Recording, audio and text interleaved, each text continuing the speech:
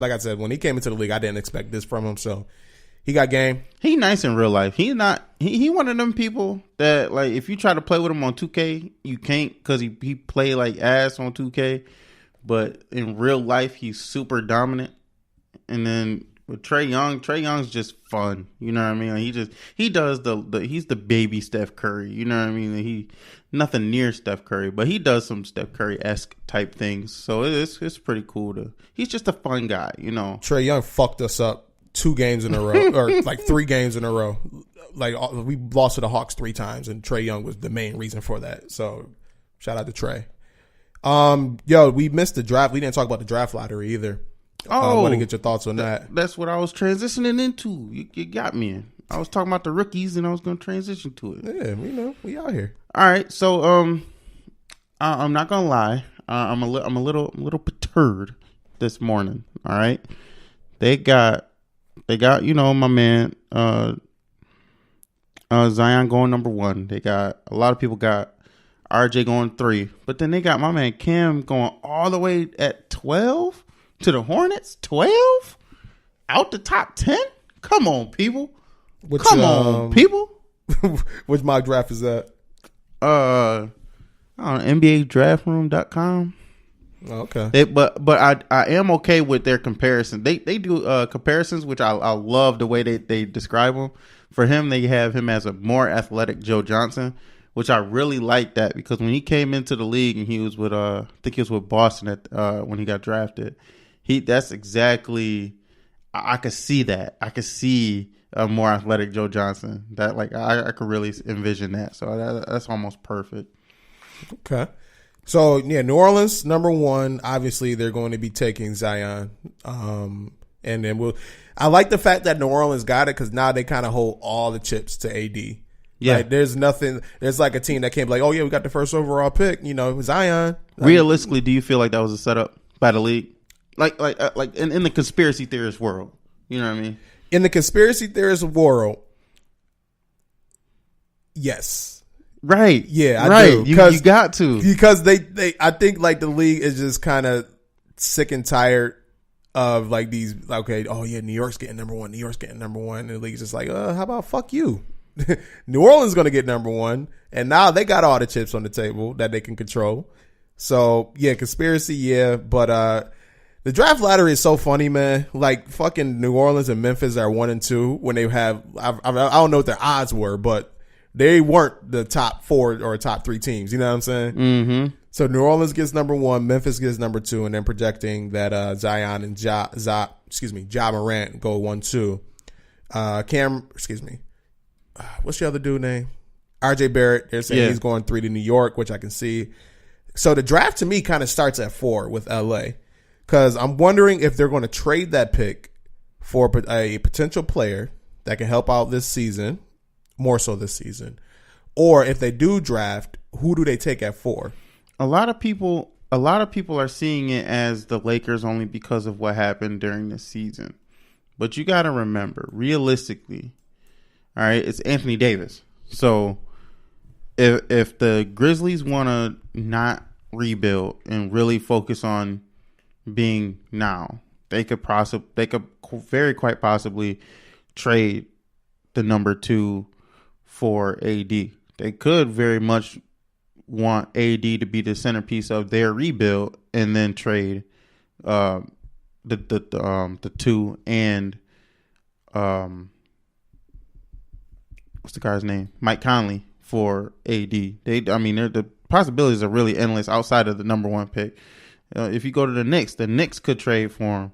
The Knicks could give up the number 3 for AD. Maybe they feel better with trading him into the East, just like how the Spurs felt. Maybe they don't want to trade him into the West. They don't want to deal with that headache.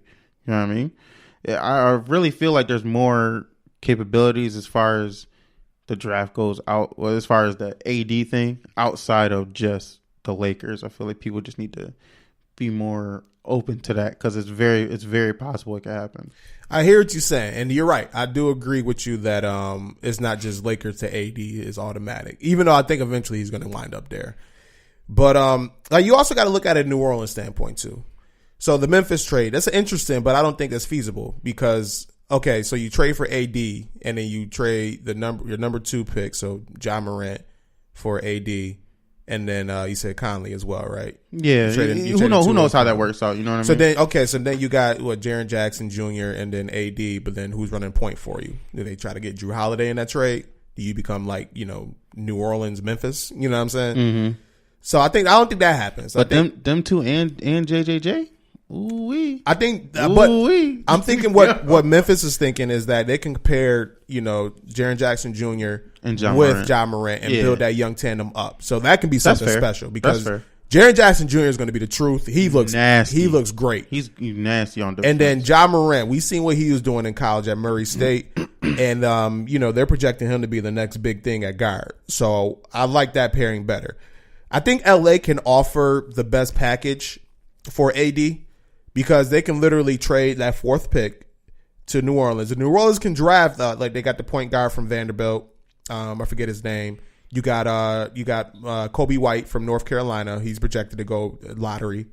So if they wanted to combine, try to get a point guard, a younger point guard, or 2 guard or something like that, maybe even Cam. I think they move on from Drew Holiday, so I can see them packaging him to a trade for somebody. They just signed him too. That's what I'm saying? So I think New Orleans is about to go rebuild mode.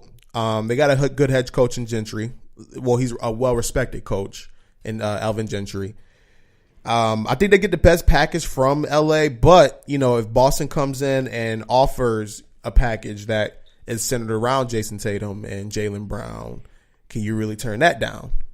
So the deals that can be made is definitely endless. The possibilities is definitely expanding, and with New Orleans getting that number 1 pick, I kind of think they can just sit and wait for the best offer that they feel is going to be for them.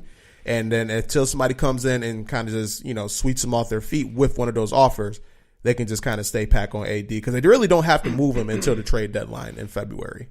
Yeah, I honestly feel like them getting the number 1 pick gave them leverage back. Yeah, it gave them all the leverage. It gave them all the leverage. I mean? Like if they would have ended up being, let's say the 5th, 6th, 7th, or 5 through 10, somewhere around there.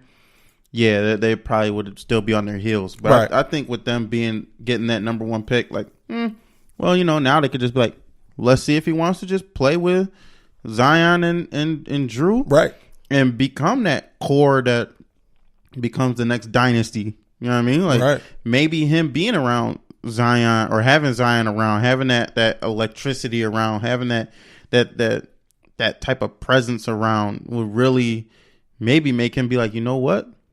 This is where I want to be at. Yeah, it brings that new energy to the team. You know what I mean? So, and that's very fair. That's a very fair point, and it could happen. Yeah, it 100% could happen. So for them, I mean, hell, why not go through training camp and see what happens? You know what I mean?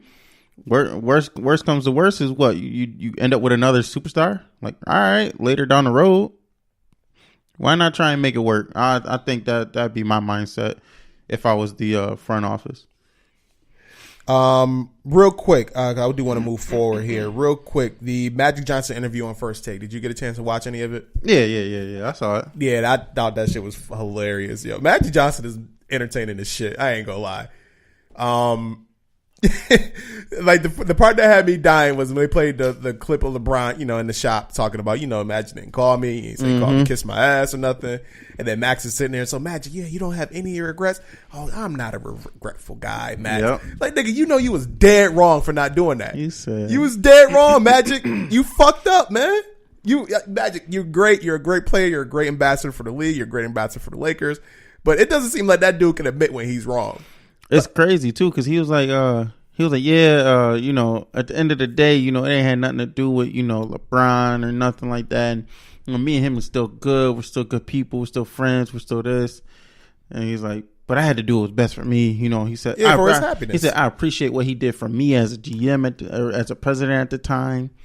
I'm like, damn, dude, like you really got him to come here and then you just dipped out. Like, that's cold. Because people was talking behind his back and stuff. And then they said like the final straw was, but that is fair though. Was Jeannie Buss saying that you had the power, but then kind of stripping them from the power, and I get it. That's fair. Yeah, it is. That's it is. Fair. I get it. Don't put me in this seat if I can't do the job of the person that's in this seat. Right. You know what I mean? Right. So like, I'm not with the micromanaging, and that's what he said. To that testament, I respect that, but you got to handle that a different way. Yeah. Like the way you go out, the way he announced that he was going out, and then not even telling LeBron, like the best player on your team, and then also in the NBA, that you're not leaving or that you're getting ready to leave, like a phone call or nothing. That's fucked up. Yeah, not even just that. It's the fact that that's the player that you're setting this franchise up for. Right.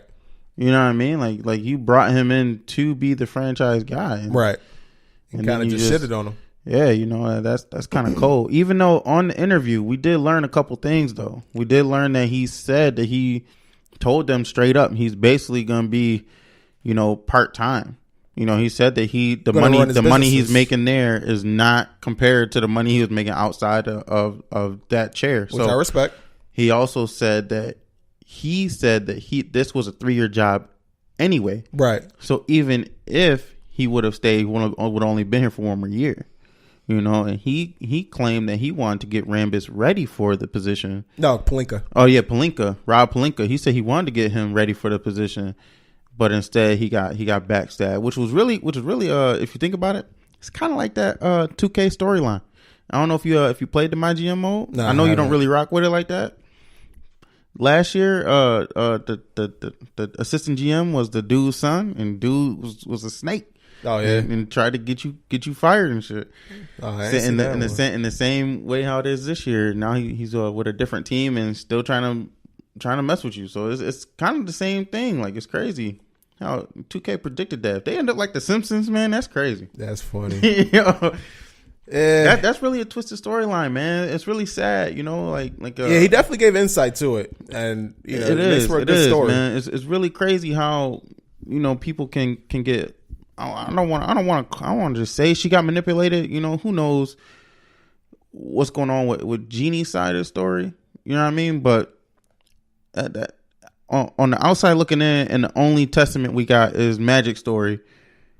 That's fucked up. Yeah, it is. you know what I mean. Like, you right though. He definitely could have went about that a different way. Yeah, 100%. But I can't be mad at him for leaving after the story that he presented to us. I feel you. Yeah, exactly. I feel you on that one. You got to do what's right for you. I did it, so I ain't mad at him in that one there. It just goes to show how shitty the Lakers are, man. They're such a shitty organization right now. Shout out to all my Lakers fans. Shout out to Dave Bean. Hey. Yeah, let's talk some football. We haven't talked football in a while. What's going on in the football world? OTAs began. Okay. So this is like, for me, when OTAs start, this is kind of like the official start of the new league year. Because pretty much like everybody filled out their 90-man rosters. You know who's going to be on your team going into training camp for the most part. There's still some free agents going around. We are going to talk about a couple of moves that were made. I do want to get your thoughts on them and the potential moves. But before we do that, with OTAs beginning, I wanted to get your top 5 teams heading into this NFL season based on the moves that have been made this offseason, the draft picks, you know, everything of that nature there so far. Your top 5 teams, if you had a power ranking, let's say. Damn. I hate that because it's hard for me to put teams in order. Like, that's the only thing that's hard. You even got to put them in order. Just give me your top 5 teams who you think going into the season. You even got to be 5 through 1. Okay, so just my top 5. Yeah, no specific order. All right. Give me the dirty Atlanta. Give me Indy. Give me the Patriots. Let me get the Ravens. And let me get the Rams. Okay. I'll take that. That's a solid top 5. I'll take that. With a mean substitute somewhere for the Chargers or Philly. Cuz I want to put one of them in there. But I'm not sure where. I really think the Ravens can can be a great team this year as long as they throw the ball and as long as they're able to throw the ball. I really think Atlanta will be a great team if our defense is healthy.